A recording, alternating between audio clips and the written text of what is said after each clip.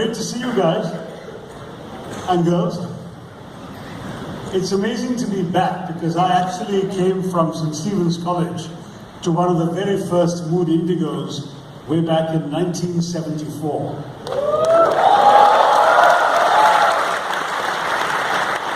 And since I'm celebrating that moment, let me say, the place is completely unrecognizable.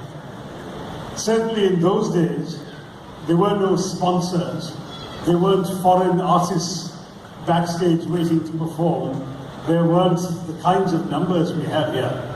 But it was a lot of fun. I can tell you that we came as a two-man team from St. Stephen's. We entered the only 5 events we could enter. And I'm proud to say as a Stephanian, we won every single one of them. And you guys had a shield or something for the best overall participating student. So I'm being very modest here, but standing here, I won that, and that means nothing to me. Debate, the impromptu debate, the extempore speech, the quiz, and the one-act play. Those are the 5 that we did, and all with just 2 people. But anyway, I'm delighted to be here. Great to see you all, and I must say that Mood Indigo is a terrific festival, and clearly, with all of your efforts, it's grown into something truly special. What I've been asked to talk about is India in today's networked world, and then I'll take questions that I gather the organizers have been collecting in the course of the last 24 hours, and it's the closest we can get to an interaction given the size of the audience. But when I talk about the networked world, it's obviously a function of an inescapable phenomenon we're all living with today, which is globalization. Now, in some ways, I'm a living example of it. I'm a Malayali, born in London, raised in Mumbai, Kolkata, and Delhi, graduate school in the States, worked all over the world, and I'm back now in India. But there's a far better example of it that went around the internet during the tragic 10th anniversary of the death of Princess Diana. You might well say, what's that got to do with globalization? Think of it this way. An English princess with a Welsh title leaves a French hotel with her Egyptian companion, who has supplanted a Pakistani. She gets into a German car with a Dutch engine and is driven by a Belgian chauffeur full of Scottish whiskey. They are chased by Italian paparazzi on Japanese motorcycles into a Swiss-built tunnel where they crash. A rescue is briefly attempted by an American doctor using Brazilian medicines, and now the whole story is being told to you by an MP from Thiruvananthapuram here in Bombay. There's globalization.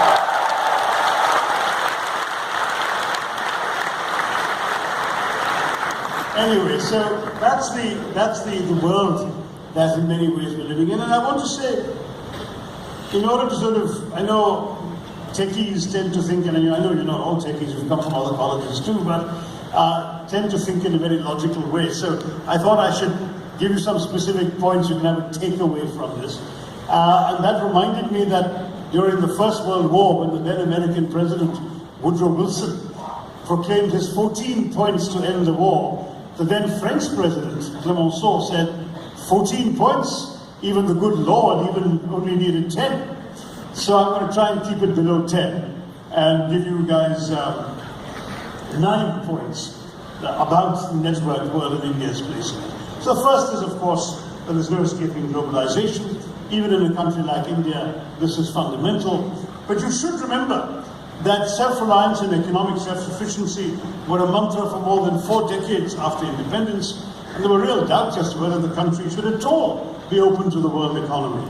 In fact, whereas in many Western countries, and perhaps increasingly in India today, people axiomatically associate capitalism with freedom, our nationalist leaders associated capitalism with slavery. Why? Because the British East India Company had come to trade and stayed on to rule. So our nationalists were suspicious of every foreigner with a briefcase, seeing him as a thin end of a neo-imperial wedge. The belief was, they say they want to trade or invest, what they really want to do is rule you. And so the belief came that The only way we could preserve the political independence we had fought so long and hard for was by ensuring our economic independence. And that meant that self-reliance became the slogan, the protectionist barriers went up, and India spent 45 years with bureaucrats rather than businessmen on the commanding heights of the economy, wasting, some would argue, or at least spending the first 4.5 decades after independence in subsidizing unproductivity, regulating stagnation, and trying to distribute poverty, which only goes to prove that one of the lessons you learn from history is that history can sometimes teach you the wrong lessons. So it's important to appreciate the extent of the paradigm shift that was needed for a country like India to give up the cherished assumptions of the independence movement and chart a new course economically. It took a world-class financial crisis in 1991 when we had to ship our physical gold off to London to stand guarantee against an IMF loan. That's when India decided to change course. And now that seems truly irreversible. In the 24 years since that 1991 move, when Manmohan Singh, as finance minister, stood up in Parliament and said that no power on earth can stop an idea whose time has come, and that idea was the liberalization of the Indian economy. Since then, we've had governments of every conceivable political stripe in India, because we've had the NDA, we've had the UPA, we've had the United Front, a whole lot of them, and none of them has reversed the achievements of liberalization or moved to reduce the global connectedness of the Indian economy. So what does it mean to be a young person in Mumbai today? It can mean waking up to an alarm clock made in China, downing a cup of tea from leaves first planted by the British, donning jeans designed in America, and taking a Japanese scooter or a Korean car to go to an Indian college, where your textbooks might be printed with German invented technology on paper first pulped in Sweden. You might call your friends on a Finnish, or these days more likely Taiwanese, mobile phone to invite them to an Italian pizza, or what you think of as an Indian meal. However, it features naan that came to us from Persia, tandoori chicken taught to us by rulers from Uzbekistan, and aloo and hari mirch that first came to India only 400 years ago from Latin America. And the most basic thing of all, of course, is suspicion of anything foreign. Now, in such a world, issues that once seemed very far away are very much in your backyard. What happens here in Western India or what happens Southern Africa, whatever, from protectionist politics to deforestation, desertification, the fight against AIDS, can affect you right here where you live. Your choices anywhere, what you buy, how you vote, can resound far away. As someone once said about water pollution, we all live downstream.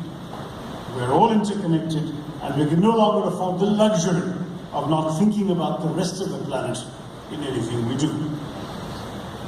Second point is that there is a paradox at the heart of this globalized new world. When we think about the forces of globalization irresistibly transforming our world, we think principally of the IT, the information technology revolution, that brings to our breakfast tables and our living rooms, our computers and our mobile phones, snippets of information and glimpses of events from every corner of the globe. These you might call the forces of convergence, which have made the world one village, one market, one audience. But the opposite also exists. We have to think about the changes that terrorism and conflict have also wrought in the world. The aftermath of 9/11 in New York or 26/11 in Mumbai, the war on terror, the rise in violent manifestations of intolerance, and of course the wars in Iraq and Syria, Yemen and elsewhere. These are the forces of disruption that threaten to create new divisions between haves and have-nots, between North